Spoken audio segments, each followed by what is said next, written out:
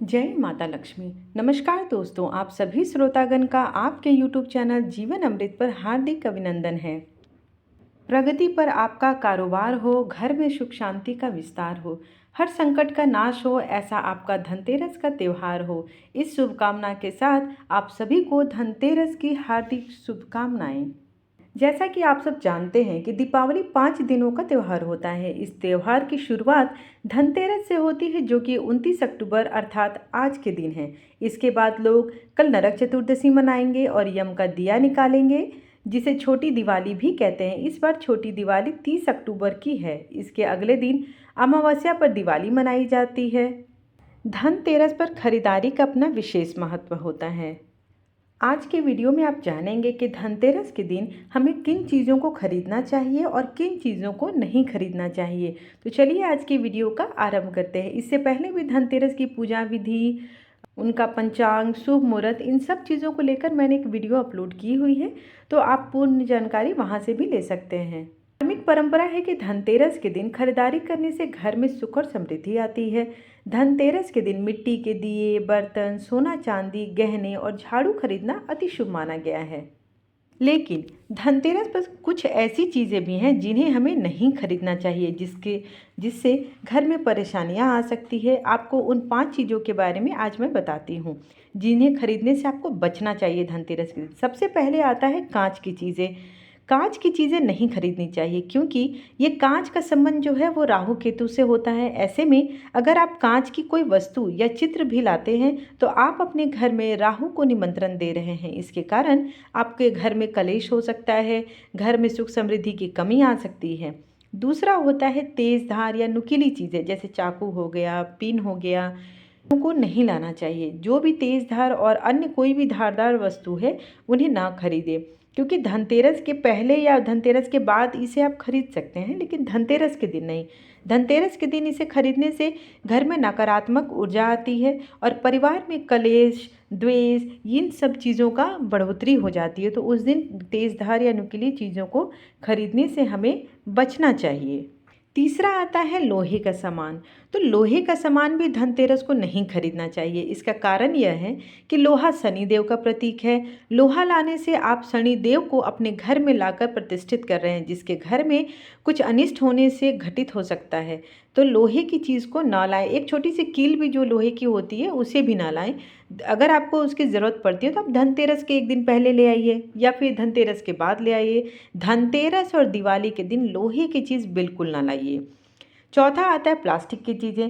Plastic की चीज़ें भी नहीं खरीदनी चाहिए। और पांचवी चीज़ होती है, अगर आप धनतेरस के दिन, बहुत लोग होते हैं दिवाली के दिन जो है अपने रिश्तेदारों को गिफ्ट देते हैं, उपहार देते हैं। तो ऐसे में क्या होता है, वो लोग धनतेरस के दिन उपहार खरीद लेते हैं और या तो धनतेरस के दिन ही उनको दे देते हैं। तो कभी भी धनतेरस के दिन उस चीज़ को किसी को भी उपहार के स्वरूप में कुछ भी ना दें, क्योंकि आप अपनी लक्ष्मी को किसी और के यहाँ दे रहे हैं।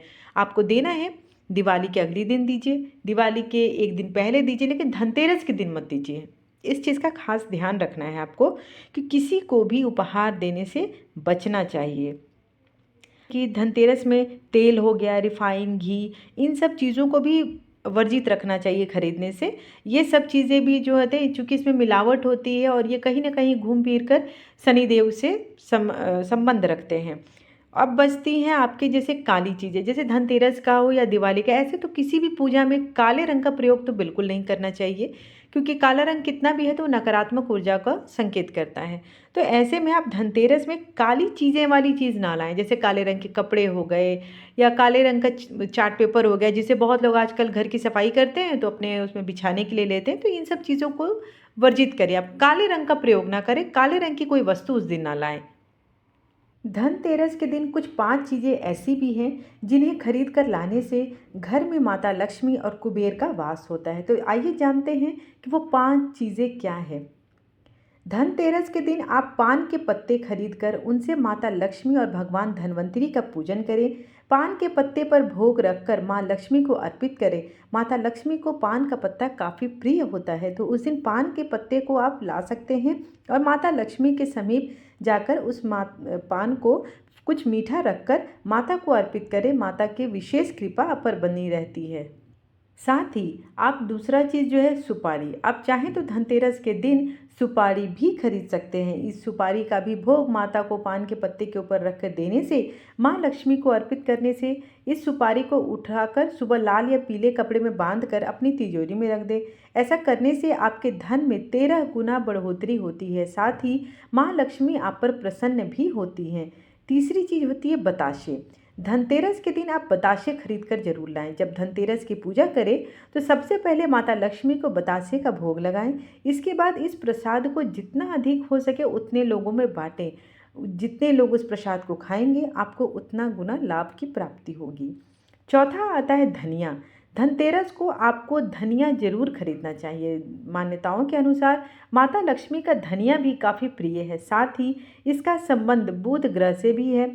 बुध ग्रह का संबंध नौकरी और कारोबार से है, लेकिन धनतेरस के दिन धनिया खरीदने से कैरियर और जिनको कारोबार में उन्नति नहीं हो रही है उन्हें ज़रूर खरीदना चाहिए। धनतेरस की पूजा में धनिया माता लक्ष्मी को अर्पित जरूर करें।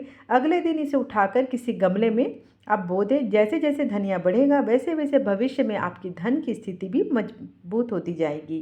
धनतेरस, जैसे तेरस से आप समझ सकते हैं 13, तो इस दिन क्या होता है कि धनतेरस के दिन आपको अपने घर में जो दीपक जलाना है तो कम से कम 13 दीपक तो जरूर खरीद कर लाएं और शाम में माता लक्ष्मी का ध्यान करते हुए, धन्वंतरी का ध्यान करते हुए 13 दीपक को प्रज्वलित करें। ऐसा करने से 13 गुना आपके फल की, जो लक्ष्मी की प्राप्ति का जो योग है वो बढ़ता है। आशा करती हूँ कि आपको आज की वीडियो अच्छी लगी हो। अगर आपको वीडियो अच्छी लगी हो, जानकारी अच्छी लगी हो तो चैनल को सब्सक्राइब करें, लाइक शेयर करना बिल्कुल ना भूलें, क्योंकि इस चैनल पर आपके पूजा पाठ से संबंधित इन सभी चीज़ों की जानकारी उपलब्ध करा दी जाती है।